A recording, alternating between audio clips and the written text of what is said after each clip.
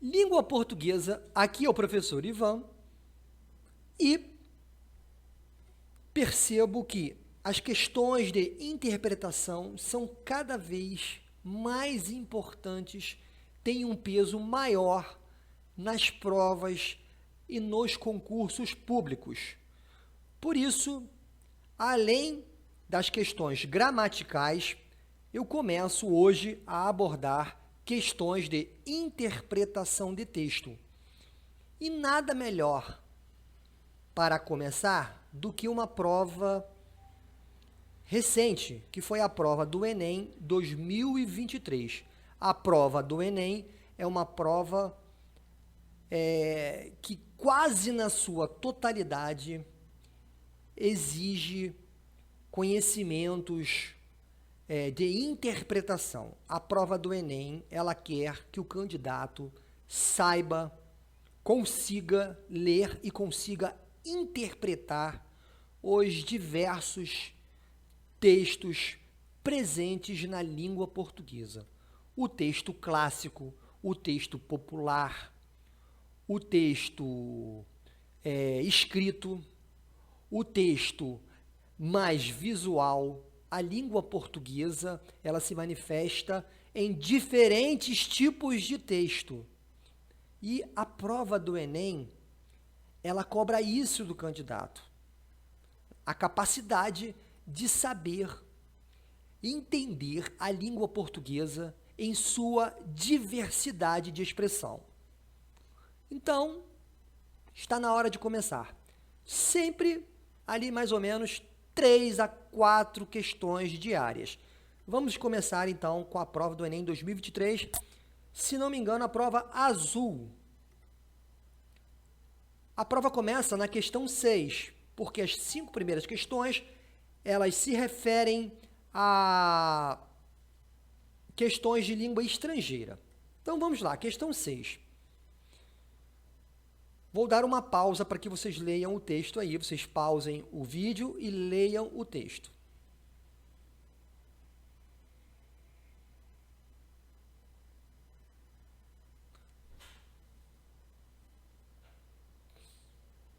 Pronto.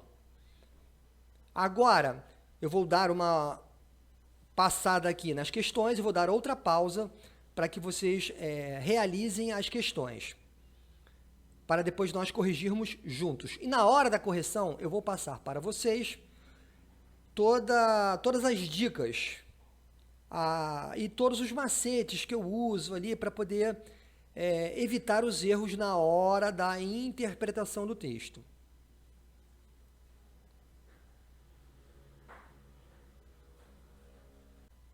Vamos então à leitura do texto. A sessão do Comitê Olímpico Internacional, o COI, aprovou uma mudança histórica e inédita no lema olímpico. O lema que foi criado em 1894 pelo barão Pierre de Coubertin.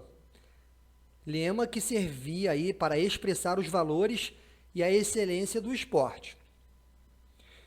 Mais de 120 anos depois, o lema tem sua primeira alteração, com o seguinte objetivo: ressaltar a solidariedade e incluir a palavra juntos.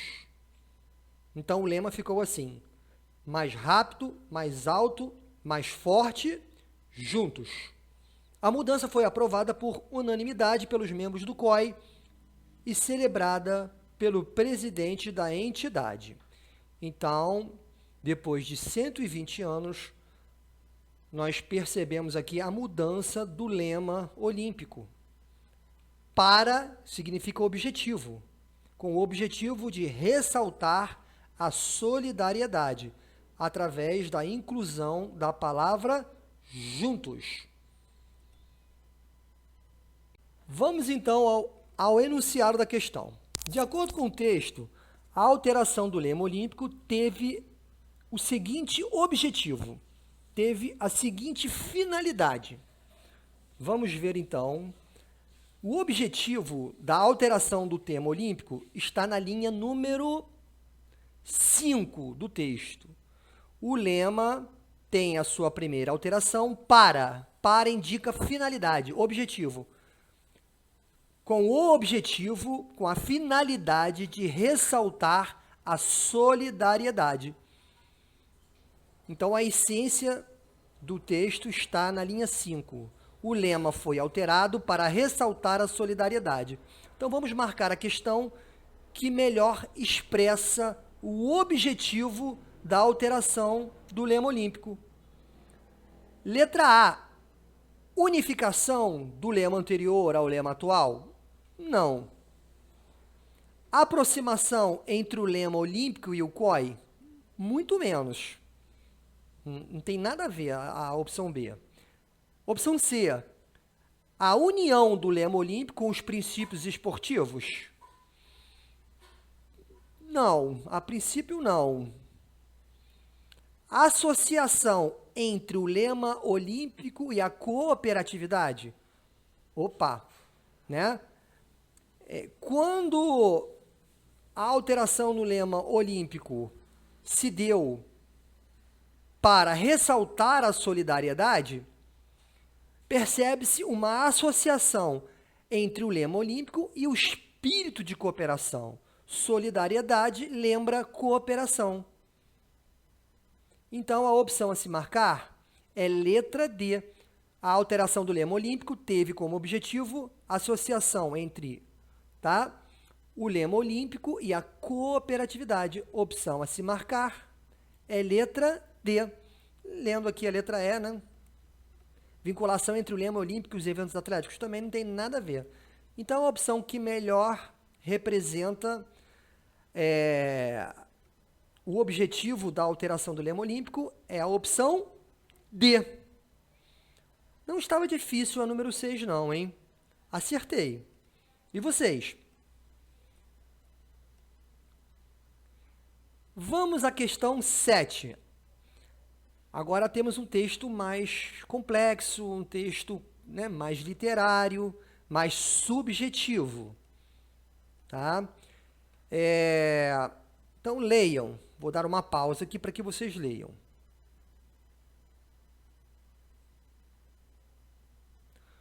Muito bem, agora vamos ao enunciado. Leiam o enunciado e tentem resolver aí. Muito bem, agora vamos à resolução juntos aqui. Mais iluminada que outras. Vamos ver aqui, então, é uma voz feminina. Tá? O texto está em primeira pessoa. Então, é um texto subjetivo, é um texto, né, carregado aí de emotividade. Tenho 2 seios, estas 2 coxas, 2 mãos que me são muito úteis. Tenho olhos escuros, estas 2 sobrancelhas que preencho com maquiagem comprada por R$19,90 e tenho orelhas que não aceitam bijuterias. Este corpo é um corpo faminto, dentado, cruel, capaz e violento. Movo os braços e multidões correm desesperadas. Caminho no escuro com o rosto baixo, pois cada parte isolada de mim tem sua própria vida, e não quero domá-las. Animal da caatinga, forte demais, engolidora de espadas e espinhos. Tá? Eu tenho uma voz feminina. Tá? Vamos lá. Dizem, e eu ouvi, mas depois também li, que o Estado do Ceará aboliu a escravidão 4 anos antes do restante do país. Todos aqueles corpos que eram trazidos com seus dedos contados, seus calcanhares prontos e seus umbigos em fogo, todos eles foram interrompidos no porto. Um homem, dizem e eu ouvi, e depois também li, liderou o levante. E todos esses corpos foram buscar outros incômodos, foram ser incomodados. Bom, então é um texto que exalta a força feminina, tá? É um texto que fala sobre escravidão, é um texto que fala sobre o Nordeste, tá? É um grito de protesto, certo? É um texto que fala sobre um levante, sobre a luta pelos seus direitos, então é um texto muito expressivo, tá bom? Vamos ver aqui, ó. Nesse texto, os recursos expressivos usados pela narradora, então, né, como eu disse, é um texto muito expressivo, muito poético, muito subjetivo, muito emotivo, né, de grande poder de expressão. Vamos lá. Os recursos expressivos usados pela narradora, o que acontece, o que eles fazem? Os recursos expressivos revelam marcas da violência, da raça e de gênero na construção da identidade? Letra A, pessoal. Logo de cara eu percebo aqui que é letra A, tá?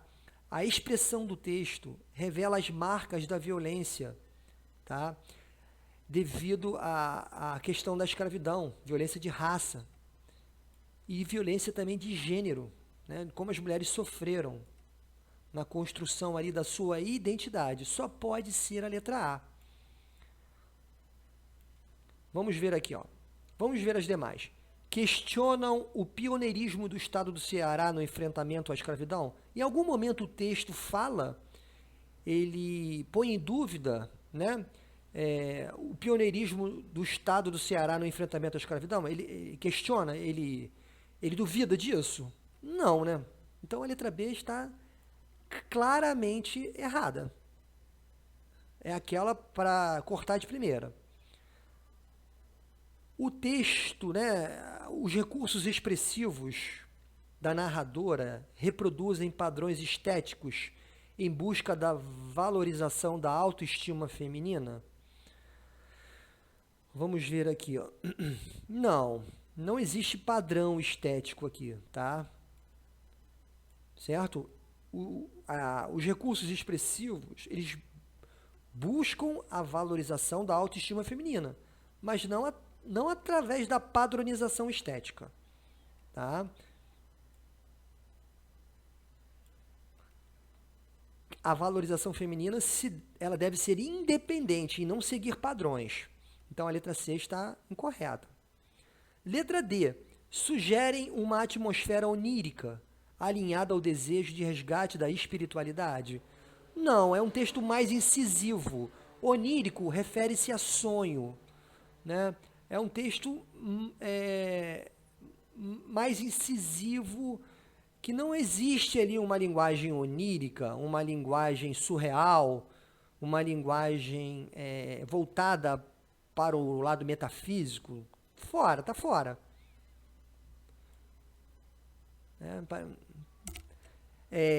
E a letra E. Os recursos expressivos mimetizam. Mimetizar é imitar.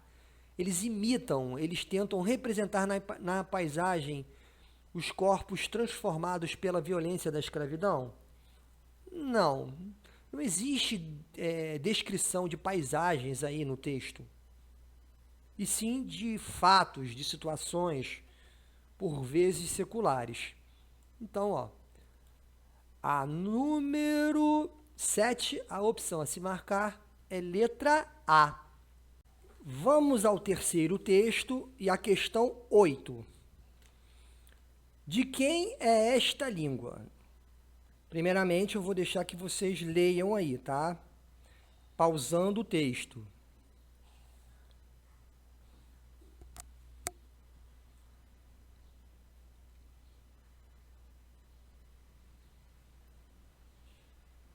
Agora vamos às questões. Vamos ao enunciado, né, da questão 8.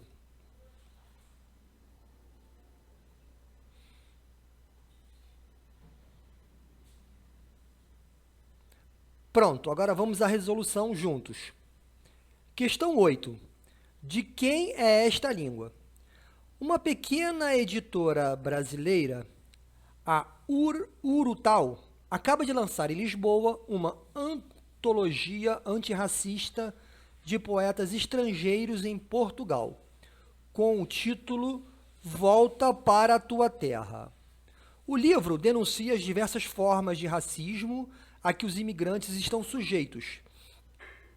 Vamos lá. Alguns dos poetas brasileiros antologiados queixam-se do desdém com que um grande número de portugueses acolhe o português brasileiro. É, portanto, uma queixa frequente. Aqui em Portugal, eles dizem que o nosso português é errado, que nós não falamos português. Escreve a poetisa paulista Maria Júlia Pinheiro. Para concluir, se a sua linguagem, a lusitana, ainda conserva a palavra da opressão, ela não é mais bonita, não é a mais bonita do mundo. Ela é uma das mais violentas. Então, vamos lá. O texto fala sobre preconceito, né? Acima de tudo, né? O preconceito linguístico, tá? Falando que o português brasileiro, tá? Não é o português correto, né? Então, vamos lá. Vamos ao enunciado. O texto de Água Lusa tematiza o preconceito em relação ao português brasileiro. Com base no trecho citado pelo autor, infere-se, entende-se, percebe-se que esse preconceito se deve a quê? A que se deve o preconceito linguístico, tá? Vamos lá, então. Letra A se deve à dificuldade de consolidação da literatura brasileira em outros países. Isso nem é citado no texto. Apesar de tudo, né? Apesar disso, a literatura brasileira é bem consolidada em outros países. Jamais é dito isso no texto, tá? Também não falamos no texto, não percebemos no texto, tá? Nenhuma referência aos diferentes graus de instrução formal entre os falantes da língua portuguesa. Isso não é citado, nem aparece no texto. Vamos à letra C. Percebe-se, né, no texto a existência de uma língua ideal que alguns falantes lusitanos acreditam ser a falada em Portugal. Ou seja, o preconceito linguístico, ele se deve, né, à existência de uma língua ideal, uma língua que ela é idealizada, ela só está na ideia. E que alguns falantes, né, de Portugal acreditam ser a língua falada em Portugal. Ou seja, né, o preconceito linguístico se deve à letra C, a existência de uma língua idealizada, que apenas alguns falantes portugueses acreditam ser a língua falada em Portugal. Acreditam, porque ela é uma língua ideal, ela não é a língua falada. Tá? Então, o preconceito se deve a uma crença, né, de que existe um português puro, ideal, falado em Portugal. É o que o texto aborda, tá? Então, a opção a se marcar na número 8 é a letra C. A letra D, o texto não se refere a intercâmbio cultural que ocorre entre povos diferentes de países de língua portuguesa. Muito menos fala na letra E da distância territorial entre os falantes do português que vivem em Portugal e os do Brasil.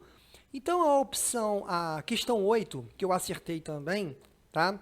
A questão 8, ela fica fácil, porque as opções A, B, D e E, elas sequer são mencionadas no texto. Não vejo referência nenhuma às informações passadas, né, das letras A, B, D e E no texto. Não existe no texto, tá? Não existe no texto nenhuma referência à literatura brasileira, tá?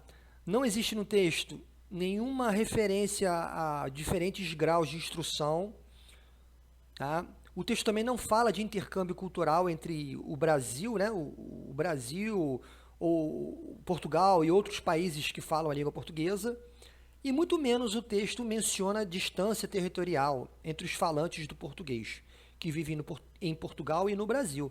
Então, a número 8 ela ficou fácil, né? Porque as opções A, B, D e E, com certeza, né, elas citam fatos que não estão no texto, né? E sobra aí a letra C, tá? Ou seja, né, o preconceito se deve à existência, né, de uma crença de que existe uma língua idealizada, tá? Um português, né, puro, idealizado na cabeça de alguns falantes lusitanos, preconceituosos. Então, a número 8 é letra C. Então, pessoal, terminamos aí as 3 primeiras. Na próxima aula, no próximo vídeo, né, mais 3 questões ou 4 questões, né, do Enem 2023, a prova azul. Até lá. Lembrando também que não esquecemos da parte gramatical. Leiam a descrição do vídeo que vocês entenderão. Um abraço e até o próximo vídeo.